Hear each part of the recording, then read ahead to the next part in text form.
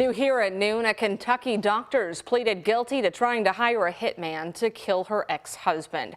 Dr. Stephanie Russell, who was an East Louisville pediatrician, is accused of trying to pay a hitman about $7,000 to kill her ex Rick Crabtree back in 2022. She used the code word Christmas flowers to refer to that hit, according to court documents. However, the hitman turned out to be an FBI agent. The new documents revealed Russell was upset over a child custody agreement. This morning, she pleaded guilty to murder for hire and stalking. We'll have more on that case coming up today at 4. Well, Bellarmine University is offering a one-year master's program for future JCPS teachers. The university is joining the Louisville Teacher Residency Program to allow prospective teachers to get their master's degree in just a year.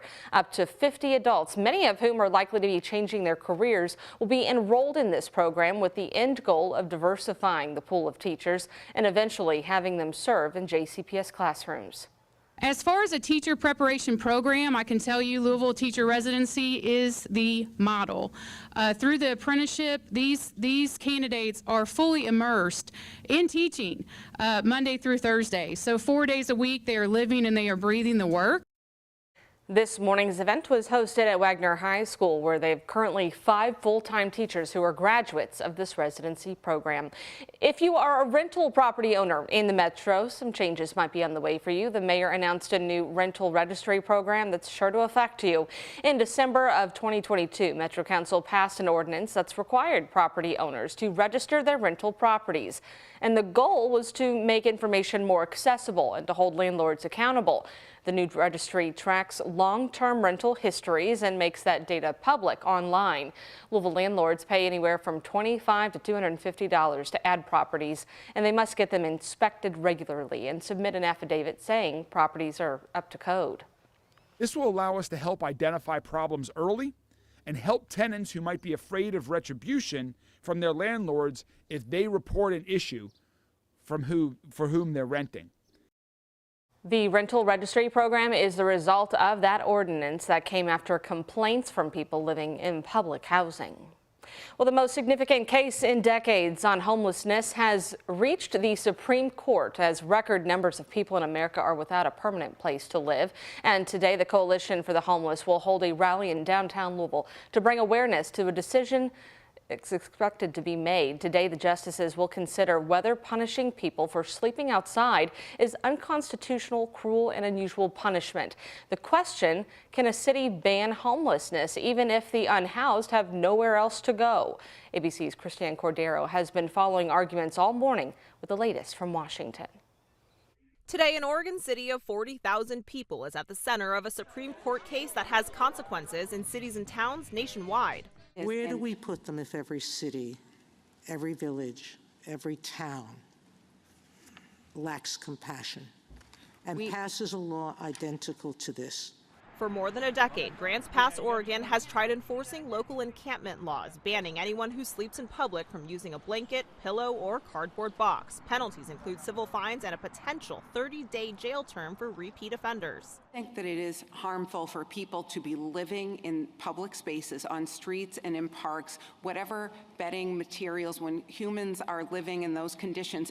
We think that that's not compassionate. A group of Grants Pass homeless residents argue the city's approach violates the 8th Amendment by inflicting cruel and unusual punishment on homeless people. It is not right to punish people without homes for things outside their control. Unhoused people like Ashley Hansen say tickets or jail time don't help them find housing, and with no public shelters inside city limits, she argues she has nowhere else to go.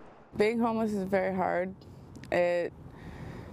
Day by day, we get harassed either by the cops or people driving by or our neighbors.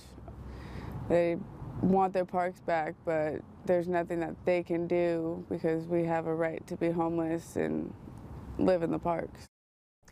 The justices have a lot of questions about whether homelessness is someone's status or their conduct. It's an important factor to what they ultimately rule, which is expected before the end of June. Christiane Cordero, ABC News, Washington. And today's rally here in Louisville bringing attention to this issue is set for 3 p.m. in front of the Federal Building on West Chestnut. In other news, a teenager shot near Waterfront Park following thunder over Louisville is expected to be okay. Our Connor Steffen and photojournalist Aspen Hester have the details and why Louisville's mayor says the shooting was targeted.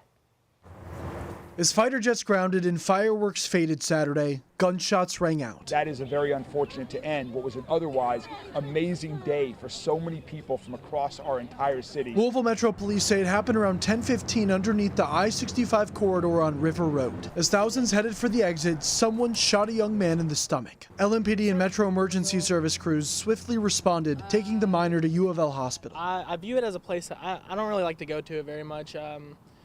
I just feel like it's a little dangerous. There's a lot of crimes that happen often. I'm not surprised. It's sad and it's scary, but I think it was precedented. I mean, after events like that, that's what you hear nowadays, I feel like. So we tried to stay away. In the wake of a tragedy, reinvigorated conversations about the safety of the heart of Louisville's downtown. I feel safe anytime I'm downtown. I do tailor like maybe what hours I'm downtown and where I am downtown. But I never come out of a place of business looking over my shoulder thinking someone's coming for me. Louisville Mayor Craig Greenberg says investigators determined it was a targeted shooting. The juvenile heard his name called before he was shot, and so we have good reason to believe that it was a targeted shooting. Connor Steffen, WHAS11 on your side. Now, LMPD is still searching for suspects. If you have any information, you're asked to call the anonymous tip line at 574-LMPD. You can also use the department's online portal. Picking up after thunder over Louisville is not quite as spectacular as the actual event, but it is close when you take a look at the people who came together to keep our waterfront clean. Volunteers got to work Saturday night as soon as the dust settled from the fireworks. Around 60 to 100 people showed up, including agencies and nonprofits enlisted to help by the Kentucky Derby Festival. It makes me happy, it makes me feel like I'm a part of something big and for the community. You know, Thunder over Louisville and the Derby is something that's really special and great. So to be able to participate in this is, you know, we take honor in it. We enjoy it. The goal was to have everything cleaned up by today so people can enjoy the waterfront and parking garages, and it looked pretty spotless driving in this morning. Over in Shively, the party continued with the After Thunder getaway. People were able to enjoy live music, food, and games. Organizers said it was a way to bring the community together during the Derby Festival. Fellowship, family, might be some people that haven't seen in a while, good entertainment. Everyone is looking for live music, and live music itself is healing for the soul, and because recorded music is just a thing of the past now, so live band and live music makes you feel good. The festival activities last all the way through Kentucky Derby. To see a full list of events, just head to our website, WHAS11.com.